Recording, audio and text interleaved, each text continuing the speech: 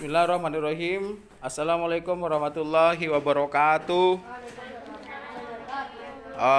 Terima kasih, alhamdulillahirobbilalamin. Kita panjatkan puji syukur anak-anakku sekalian yang berada di sekolah maupun yang berada di rumah. Nah, kali ini kita akan melanjutkan kegiatan pembelajaran yang kemarin. Tentang apa kemarin? Ayo. Isolator dan konduktor ya. Apa isolator itu? Isolator adalah bahan atau benda yang tidak dapat menghantarkan panas. Kalau konduktor? Angel, ulangi. Konduktor itu apa?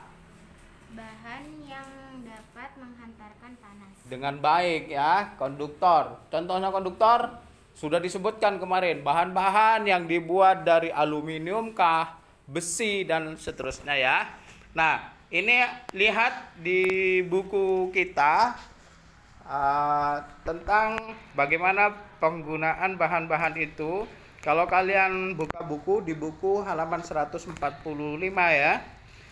Nah, di 145 itu anak-anak juga di rumah perhatikan, dibaca dengan seksama tentang penggunaan termos ya.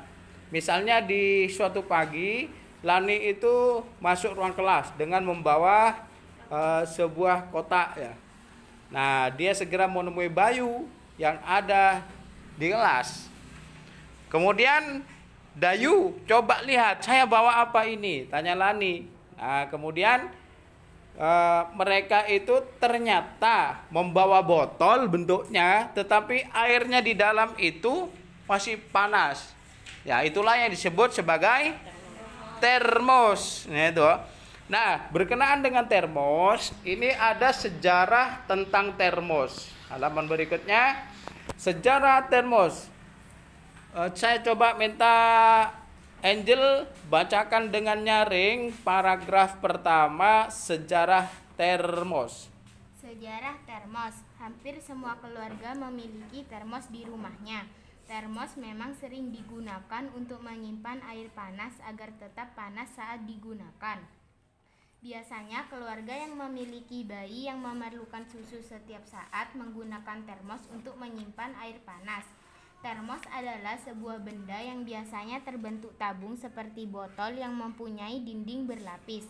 Benda ini dirancang berbentuk seperti kaca dengan bahan mengkilap yang dapat menyimpan cairan agar tetap memiliki suhu seperti semula. Dengan dinding dalam termos yang dirancang seperti kaca, maka kalor yang terdapat pada air panas tersebut tidak bisa berpindah dengan cepat. Panas yang dikeluarkan oleh air panas tadi dapat ditahan oleh dinding dalam termos yang terbuat dari bahan mengkilap ini, sehingga air panas di dalamnya akan tetap hangat hingga beberapa saat tergantung dari ketebalan dindingnya. Saat ini termos tidak hanya digunakan untuk menyimpan air panas, tetapi juga untuk menyimpan air dingin agar tetap dingin. Oke, itu bagus ya. Jadi cara membaca pelan-pelan, bagus, intonasinya jelas, kemudian yang dikeluarkan itu kata per kata, kalimat per kalimat itu jelas. Silakan melanjutkan paragraf 2. Maksum. Pencipta termos pertama kali pada tahun 1902 adalah James Dewar. Penemuannya didorong oleh kebutuhannya untuk menjaga agar minuman bayinya tetap hangat. Tetapi saat itu untuk menjaga suhu minuman agar tetap hangat merupakan hal yang sulit dilakukan, terutama dalam kondisi cuaca yang dingin seperti di Eropa. Bagus. Silakan. Karena kebutuhan inilah James Dewar menemukan cara membuat botol hampa udara. Botol hampa udara merupakan wadah dari kaca berdinding ganda dengan ruang di antara dindingnya dikosongkan dan ditutup rapat untuk mencegah agar panas tidak menjalar. Sementara dinding sebelah dalam botol tersebut dilapisi perak untuk mempertahankan panas. Botol hampa udara itulah yang kemudian menjadi cikal bakal lahirnya termos. Botol hampa udara buatan James Dewar dan penutup wol buatan mertuanya sampai sekarang dapat dilihat di Museum Ilmu Pengetahuan di London. Baik, terima kasih. Itu cara membaca yang bagus semua dari anak-anak kelas 5A. Ya, hebat ya. bacanya sudah bagus tentang sejarah termos. Nah, di situ hanya ada 3 paragraf. Paragraf pertama itu kalimat-kalimat yang penting itu apa? Paragraf kedua, kalimat yang penting itu apa? Nah, itu ya. Kemudian kalimat yang ketiga, paragraf ketiga, kemudian yang penting itu informasi-informasi yang paling penting itu apa? Ya, tinggal menyebutkan itu saja. Kalau di paragraf pertama mungkin penemu termos, ya lah, James Dewar. Nah, itu misalnya itu ya. Nah, itu sama juga dengan yang di rumah, anak-anakku sekalian, supaya bisa menentukan informasi penting dalam setiap kalimat dalam setiap paragraf itu. Nah, anak-anakku sekalian, berikutnya di situ kalian akan menjawab berdasarkan teks, berdasarkan bacaan di atas. Apakah fungsi termos? Apa saja bahan yang digunakan untuk membuat termos pada masa itu? Tadi sudah disebutkan ada kaca berlapis ya. Kemudian gambarlah bagian-bagian termos sesuai bacaan di atas. Nah, ini minta digambar. Anak-anakku di rumah dan di sekolah, gambarnya bisa di buku tulis saja ya. Bagian-bagian termos, ini bagian apa, kemudian kaca, kasih panah, kasih keterangan ya. Kemudian apa saja benda di sekitar kalian yang menggunakan prinsip yang hampir sama dengan termos. Misalnya di rumah kalian menemukan apa nama alat itu yang prinsipnya sama dengan termos. Sekarang ada gelas ya, ada gelas yang ketika menyimpan air panas dia bertahan panas. Gelasnya dibuat dari stainless. Ya, ada itu. Kemudian gelas juga ketika diisi air es dia tetap dingin. Nah, itu mungkin kalian punya. Kalau enggak punya, ini khusus nomor 4, tanya nanti sama orang tua sampai di rumah, atau yang di rumah tanya kepada orang tua, apa benda yang prinsipnya itu sama dengan termos. Apa prinsipnya termos? Tahan panas. Kalau dikasih air dingin tahan dingin gitu ya. Nah, kemudian Pak Ali lanjutkan dulu tentang penggunaan benda konduktor dan isolator. Nah, kamu kan sudah tahu tentang panas, bahwa panas itu dapat berpindah dari satu tempat ke tempat lain. Cara pindahnya itu ada 3. Yang pertama, konduksi, konveksi. Kemudian yang ketiga, radiasi. Radiasi itu dari sinar matahari. Percobaannya ya, kalau radiasi ada lilin, tangannya didekatkan. Gak usah nyentuh saja, dekat saja itu sudah panas. Karena panas itu meradiasi ya, itu namanya. Matahari pagi kita jemur kepada panas, kita akan kepanasan. Baju dijemur yang basah akan menjadi kering. Sebab apa? Karena ada radiasi, ada sinar dari matahari yang panas gitu ya. Kemudian contoh isolator, selimut. Selimut dapat dimanfaatkan ketika kamu menggigil, panas atau kedinginan, kamu berselimut. Hujan-hujan kalau tidur pakai selimut ya. Kenapa selimut? Selimut itu ternyata mau merangkap udara. Jadi kalau udara yang masuk, karena ada tamengnya selimut, udara tidak menyentuh langsung kita tidak kedinginan ya. Kemudian itu contoh benda isolator. Ada selimut, ada tas, ada sepatu, ya, ada yang sifatnya yang dibuat dari kain, yang dari kayu, yang dari plastik, itu termasuk contoh benda-benda isolator. Benda-benda konduktor adalah bahan atau alat yang dibuat atau terbuat dari besi, aluminium, baja, dan seterusnya ya, sehingga dia dapat menghantarkan panas. Maksudnya menghantarkan panas apa, Pak? Ketika benda itu dicelupkan pada air panas atau dipanaskan, maka ujung yang kita pegang itu terikut panas. Itulah benda-benda konduktor. Ya, di rumah misalnya ada panci bawahnya.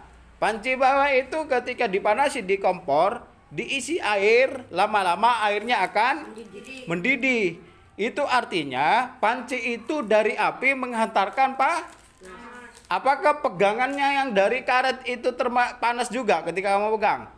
Enggak begitu panas, karena dia sifatnya isolator.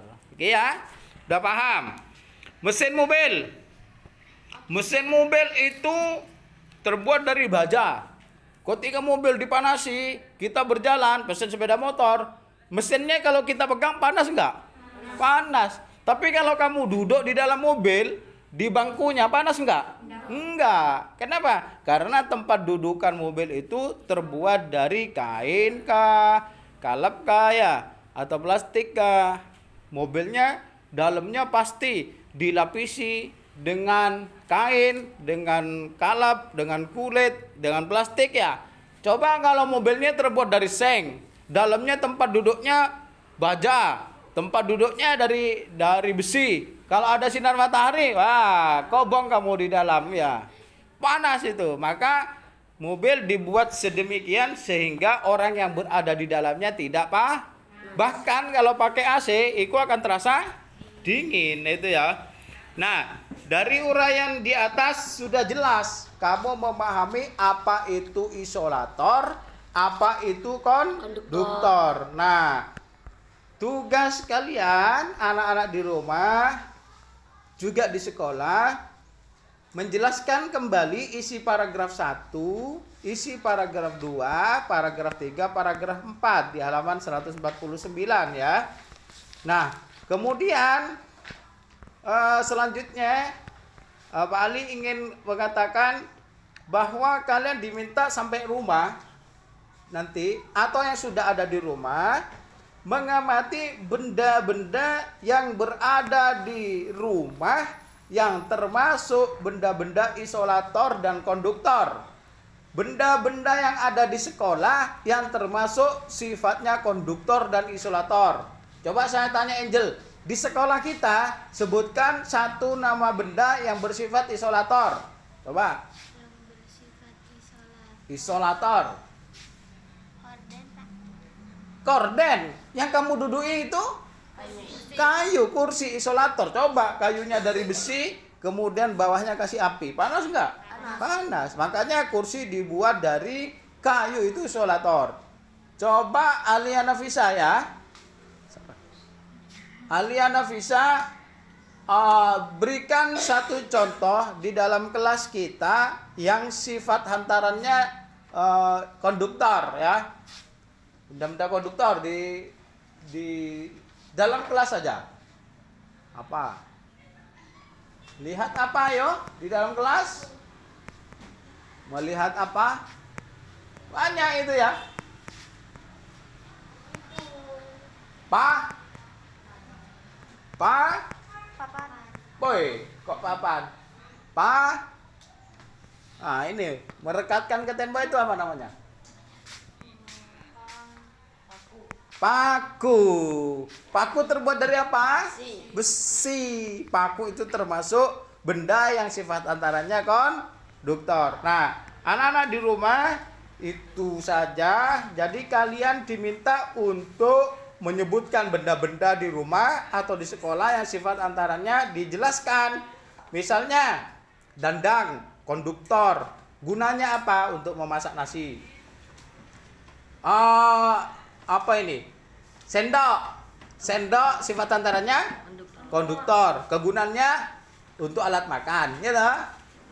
Kompor. Kemudian panci plastik.